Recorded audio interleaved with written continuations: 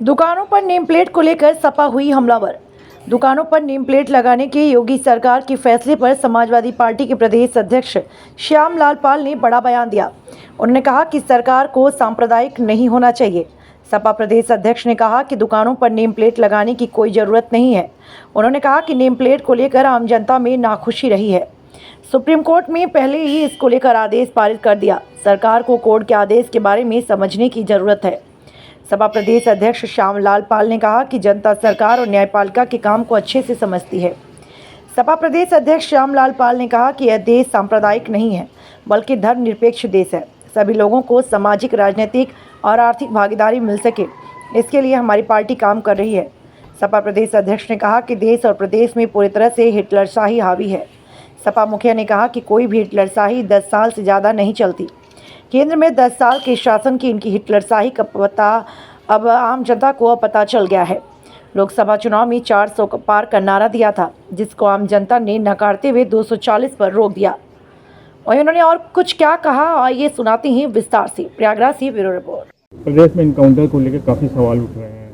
कई इनकाउंटर ऐसे हुए हैं। सवाल इस प्रदेश में एनकाउंटर का नहीं है। एनकाउंटर हो सही व्यक्ति का, जो दोषी व्यक्ति हैं उन्हें दंडित किया जाए। अभी जो भी इनके एनकाउंटर सुल्तानपुर डकैती को लेकर के हुए हैं वो दोनों फर्जी हैं। दोनों परिवार के लोग गरीब हैं, शोषित हैं, पीड़ित हैं। इसलिए हम इस प्रदेश सरकार से अनुरोध कर रहे हैं कि इंसाफ की डगर पर चलें और इंसाफ का रास्ता ही इस देश में सच्ची पूजा भगवान की होगी। और इंसाफ के रास्ते पर नहीं चलेंगे तो देश बिगड़ जाएगा, प्रदेश बिगड़ जाएगा। दूसरे इनकाउंटर के उसमें बोला उन्होंने कि क्या अखिलेश यादव की इच्छा पूरी हो गई, एक ठाकुर की इनकाउंटर हो गया। यहाँ ठाकुर और यादव की इनकाउंटर का सवाल नहीं है, सवाल है इंसाफ का।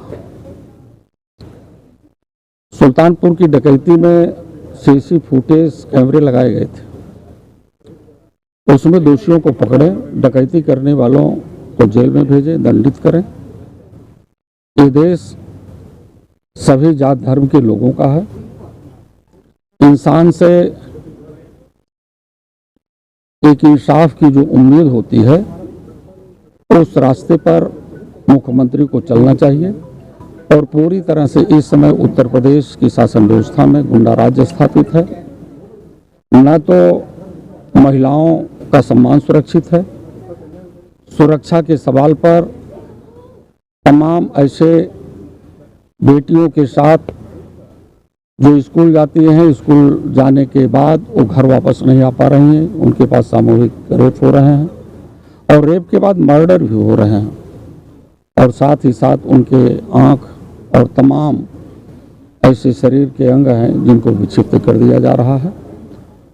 तो मैं सरकार से फिर ये निवेदन के साथ कर रहा हूं कि वो बाबा साहब डॉक्टर अंबेडकर के संविधान के अनुसार चले, न्यायपालिका के आधार पर काम करें और साथ ही साथ जो इस देश के अंतिम व्यक्ति, पंक्ति में खड़े हुए अंतिम व्यक्ति के चेहरे पर मुस्कान आनी चाहिए, समाजवाद के माध्यम से उसके आधार पर उन्हें चलना चाहिए।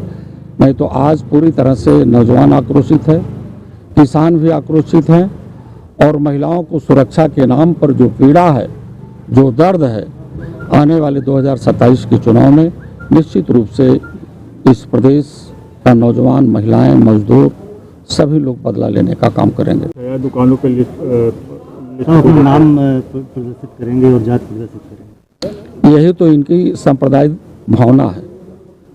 जिस प्रकार से अंग्रेजों ने इस देश में सांप्रदायिकता का बीज बोया था, वही बीज भारतीय जनता पार्टी और आरएसएस के लोग बो रहे हैं।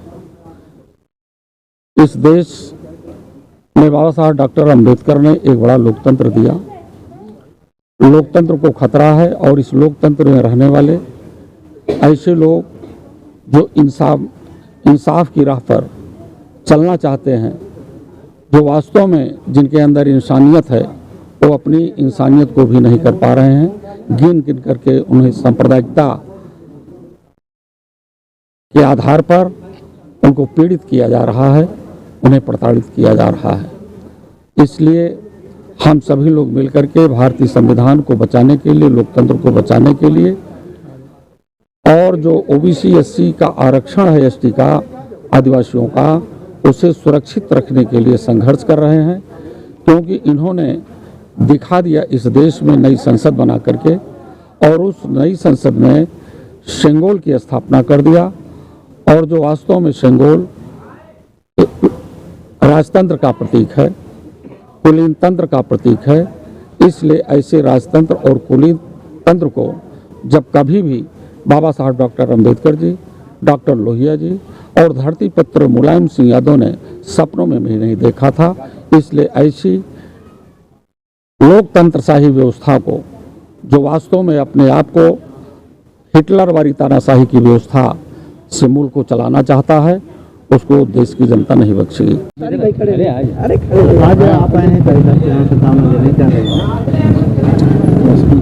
काजी साहब इलाहाबाद जैसे गौरवशाली जनपद के बहुत ही प्रतिष्ठित व्यक्ति रहे हैं और इनका कार्य जितना धर्म के क्षेत्रों में रहा है उससे भी कहीं बढ़ चढ़ करके जो है शिक्षा के क्षेत्र में, सामाजिक कार्यों में जो बेहतरी समाज के लिए करने का काम किया है वह अपने आप में बेजोड़ है।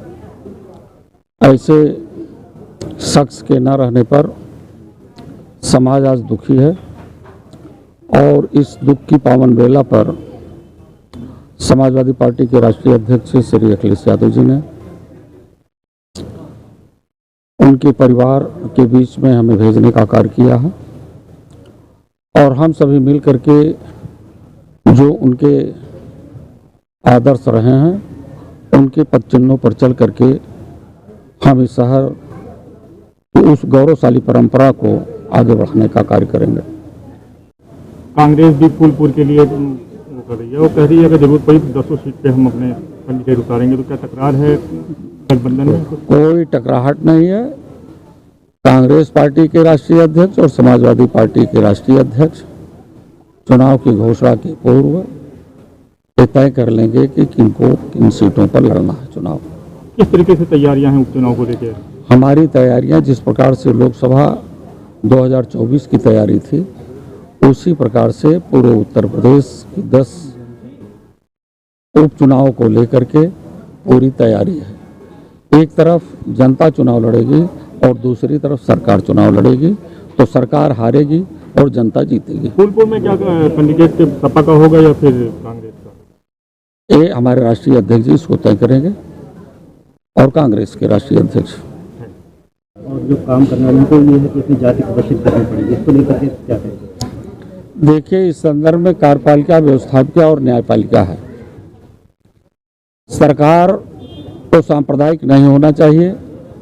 दुकानों पर नेम प्लेट लगाने की ज़रूरत नहीं है, क्योंकि इन्होंने कोरोना टाइम में एक बड़ा संदेश दिया लोगों को कि दलित की सब्जी की दुकान से लोग सब्जी न खरीदें। मुस्लिम समाज का बेटा या भाई कहीं अगर अंडे की दुकान लगाया है तो उनकी दुकान से अंडा और सब्जी न खरीदें। तो नेम प्लेट के नाम पर आम जनता में बड़ी नाखुशी रही है और साथ ही साथ देश की न्यायपालिका ने इस पर सरकार को अंकुश लगाने का काम किया है। तो प्रदेश के मुख्यमंत्री जी को ये समझना चाहिए कि हम न्यायपालिका के द्वारा आदेशित जो भी नियम हैं उनका हमें पालन करना चाहिए। यदि वे न्यायपालिका का पालन नहीं करेंगे तो जनता भी जागरूक है, वो कार्यपालिका की भी कार्य को जानती है, व्यवस्थापिका को भी जानती है और न्यायपालिका को भी जानती है। तो हमें संसद की इन तमाम चीज़ों को ध्यान में रखते हुए ये काम करना चाहिए कि ये देश सांप्रदायिक नहीं है, ये धर्मनिरपेक्ष देश है, जहाँ पर सभी लोगों को सामाजिक न्याय मिल सके, सभी लोगों को सामाजिक, राजनीतिक और आर्थिक मजबूती मिल सके, उन्हीं मुद्दों पर समाजवादी पार्टी मजबूती से काम कर रही है और न्यायपालिका जो कह रही है उसका पालन कर रही है। हिटलर सही तो नहीं है ये? पूरी तरह से हिटलर शाही है। हमारे राष्ट्रीय अध्यक्ष समाजवादी पार्टी के श्री अखिलेश यादव जी ने कहा कि 10 साल से ज़्यादा किसी की हिटलर शाही नहीं चलती है। उसी प्रकार से देश में इनकी 10 साल के शासन में इनकी हिटलर शाही का पता चल गया। इन्होंने 400 के पार का एजेंडा दिया भारतीय संविधान को खत्म करने का, लेकिन उत्तर प्रदेश के जाबाज सभी लोगों ने, हर जात धर्म के लोगों ने इस बात का सबक दे दिया कि आप सत्ता पर पहुंचने के काबिल नहीं रहोगे। और तो और कहे, प्रधानमंत्री बनने के लिए 272 लोकसभा की सीट चाहिए, लेकिन उत्तर प्रदेश में उनका रास्ता रोक करके 244 के ठिकाने पर लगा दिया।